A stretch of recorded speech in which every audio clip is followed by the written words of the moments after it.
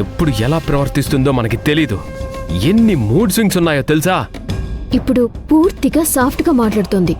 శివగామిని కూడా అక్క అక్క అని ప్రేమగా పలకరిస్తోంది. మీ ఆడోళ్ళున్నారే, మీకు మీ మైండ్ సెట్కి ఒక దండం. ఆడవాళ్ళని ఏవనకు, కాంట్రవర్సీ అయిపోతుంది. నీకు తెలీదు. నాకు తెలీదా? మా అమ్మని చూడలేదా? మా పిన్నిని చూడలేదా? నిన్ను చూడలేదా? ఎప్పుడెలా ఉంటారో తెలీదా? అసలు ఎందుకు ఇలా ఉంటారు మీరు? అసలు అవన్నీ వదిలే ఆదిబాయ్, ఇప్పుడు ఏం చేద్దామో అది ఆలోచించు. నాకేం చెయ్యాలో అర్థం కావడం లేదు. ఆ లవ్లీ దగ్గరికి వెళ్ళి ఇక్కడికి రమ్మని చెప్పు, లేదా ఏం చేయాలో సలహా అడుగు. అతను ఏదో చిన్న సమస్యలో ఉన్నట్టున్నాడు, అందుకే రావడం లేదు. వాడికి ఊరికే డబ్బులు ఇస్తున్నావా? వెళ్ళి మాట్లాడు. సరే బాయ్. నిహారిక, నువ్వు శిశిర దగ్గరికి వెళ్ళి ఏమైందో కనుక్కో. అసలు ఎందుకు ఇలా ప్రవర్తిస్తుందో ఏమైనా కొంచెమైనా వివరాలు కనుక్కో. అలాగే గురువాది. అన్నయ్య, అన్నీ అవే సర్దుకుంటాయి. నువ్వు ప్రశాంతంగా ఉండు. సర్దుకుంటాయని సైలెంట్గా కూర్చుంటే వేరేవాడు దాన్ని సర్దుకొని పోతాడు. అప్పుడు మనం భజన చేసుకోవాలి. వెళ్ళండి వెళ్ళండి.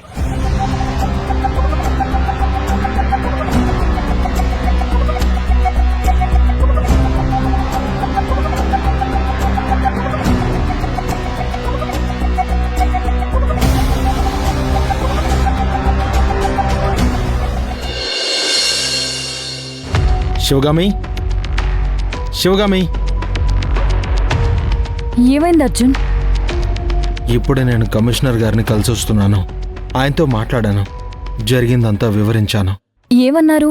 ఆ రజనీకాంత్కి సంబంధించి ఎలాంటి సాక్ష్యాలు లేవు, ఎలాంటి ఎవిడెన్సు లేదు కాబట్టి క్రమశిక్షణ చర్యలు తీసుకోవడం కష్టమన్నారు. What is this nonsense? ఇంత కళ్ళెదురుగా అతను మనల్ని టార్చర్ పెడితే సాక్ష్యాలేమీ లేవని ఆయన ఎలా అంటారు? Sivagami, calm down. డైరెక్ట్గా యాక్షన్ తీసుకునే పరిస్థితి లేదు. ఎందుకంటే డిపార్ట్మెంట్ రూల్స్ అలా ఉన్నాయి, ఎవరూ ఏం చేయలేరు. మరి అంత పనిచేసిన వాడికి పనిష్మెంట్ లేకపోతే ఎలా?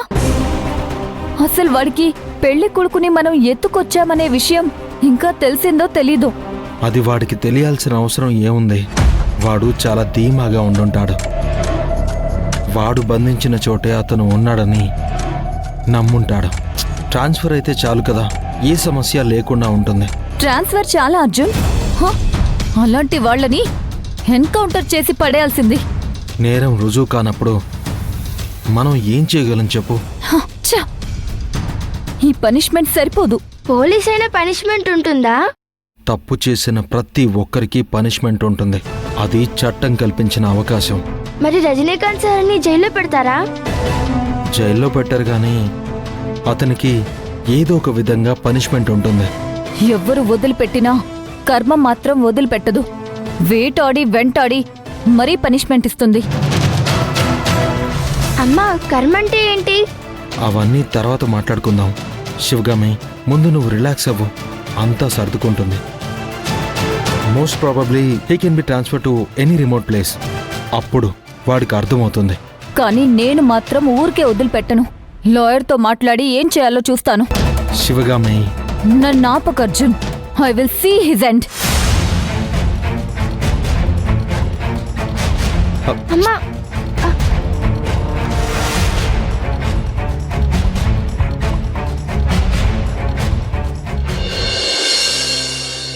ఆదిబాయ్ అడుగుతున్నాడు ఏం చేయాలి, ఎలా ప్రొసీడ్ అవ్వాలి అని. ఆ అమ్మాయి హెల్ప్ అడిగే పరిస్థితి దాటుకుని, పెయింటింగ్ వేసే పరిస్థితిని దాటుకుని కలిసే పరిస్థితికి వచ్చింది అంటే ఆ అమ్మాయి మనసులో ప్రణయబాణాలు గుచ్చుకుంటున్నాయి. నెక్స్ట్ ఆదిబాయ్ ఏం చేయాలి? ఆ అమ్మాయికి అతనే సరైన జోడి అనేటువంటి పరిస్థితి కల్పించాలి. అదే ఎలా? ఇప్పటికే మీకు ఆ అమ్మాయి ఇష్టాలు కష్టాలు తెలిసాయి కదా. అవును. ఆ అమ్మాయిని టెస్ట్ చేయడానికి ఎక్కడికైనా రమ్మనాలి. సందేహించకుండా వచ్చిందనుకో ఆ అమ్మాయికి ఇంట్రెస్ట్ ఉంది అని. ఆ తర్వాత ప్రేమ విషయాలు ఎప్పుడూ డైరెక్ట్గా చెప్పకూడదు.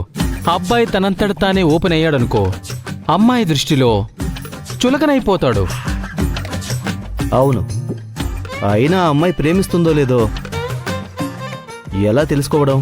ప్రేమే ఒక ప్రత్యేకమైన భాష.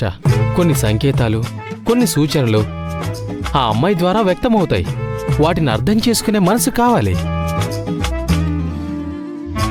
అవి మాకు కనిపిస్తాయా? హ్మ్. అది ప్రేమించిన వాళ్ళకు మాత్రమే కనిపిస్తుంది. అయితే ఆదిబాయికి తెలుస్తుంది. అవును, ఆ అమ్మాయితో కలిసి గడిపిన పరిస్థితుల్ని విశదీకరించుకొని డీకోడ్ చేసి ఆ అమ్మాయి మనసు చదివే ప్రయత్నం చేయాలి. ఈ విషయం ఆదికి చెప్పు. అప్పుడే అసలు ట్రాక్లోకి ఆ అమ్మాయి వచ్చిందో లేదో తెలుస్తుంది. అలాగే లవ్లీ. ఏమైనా అవసరం ఉంటే నాకు సింగిల్ కాల్ చేయి. ఆగ మేఘాల మీద వచ్చేస్తాను. సరే, బాయ్. బాయ్.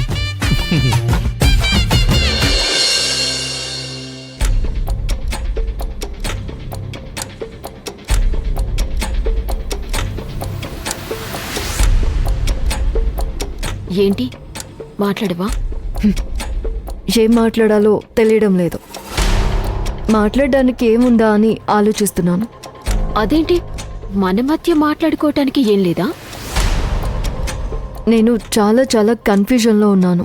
పోనీ నీ కన్ఫ్యూజన్ పోవటానికి నేనేం చేయాలో చెప్పు. ఏం చేయడానికి లేదు. ఏం చేయాలన్నా నేనే చేసుకోవాలి. ఆ, పోనీ ఎక్కడికైనా బయటికి వెళ్దామా? ఏదైనా మూవీకి వెళ్దామా? నాకెక్కడికి వచ్చే మూడ్ లేదు. నాకు అసలు ఆలోచన లేదు. నాకు అసలు ఏం చేయాలో కూడా అర్థం కావడం లేదు. అసలేంటి సమస్య? ఆదినే సమస్య.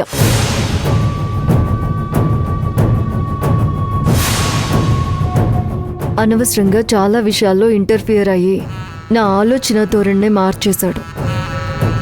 నా థాట్ ప్రాసెస్ అంతా వేరే విధంగా అయిపోయింది. అంటే ఆది నిన్ను డిస్టర్బ్ చేస్తున్నాడా? ఎస్, నాకు అవసరం లేదు. నేను అసలు ఆ డిస్టర్బెన్స్ని కావాలనుకోవడం లేదు. కానీ తెలియకుండానే నేను ఎఫెక్ట్ అయిపోతున్నాను. నువ్వు తనతో ప్రేమలో పడుతున్నావేమో. షటప్ నేహా.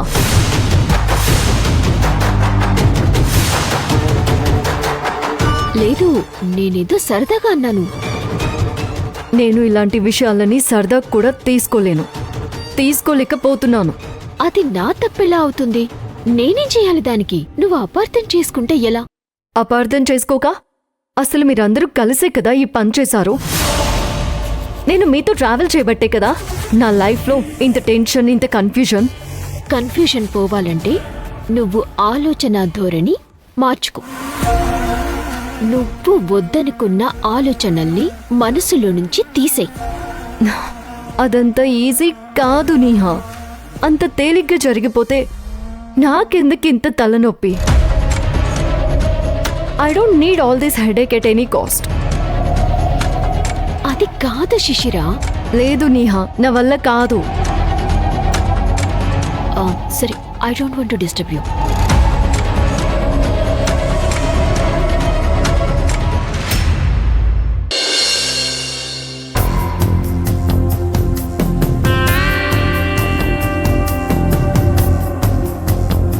శిశిరతో ఏమైనా మాట్లాడావా? ఇదే సరైన సమయం ఆ శిశిరాన్ని నీ వైపు తిప్పుకోవడానికి. ఎందుకంటే ఆ శిశిర ప్రస్తుతం కన్ఫ్యూషన్లో ఉంది. ఆ కన్ఫ్యూషన్ని మీకు అనుకూలంగా మార్చుకుని తనకి ఆ క్లారిటీ ఆది అని వచ్చేలా చెయ్యాలి. తనతో మాట్లాడదామంటే ఫోన్ ఎత్తటం లేదు. ఇంత ఓపిగ్గా హ్యాండిల్ చేయడం నా వల్ల కావటం లేదు. ఆ లవ్లీ కూడా ఓపిక ఉండమన్నాడు. ఎందుకంటే అమ్మాయిల మూడ్ స్వింగ్స్ అలాగే ఉంటాయి కదా. ఈ విషయాలన్నీ నాకెలా తెలుస్తాయి? అది తెలుసుకోవడానికే కదా ఈ పోరాటం. మీరొకసారి శిశిరాకి కాల్ చేయండి. ఎత్తడం లేదు కదా. ప్రయత్నించండి గురు ఆది.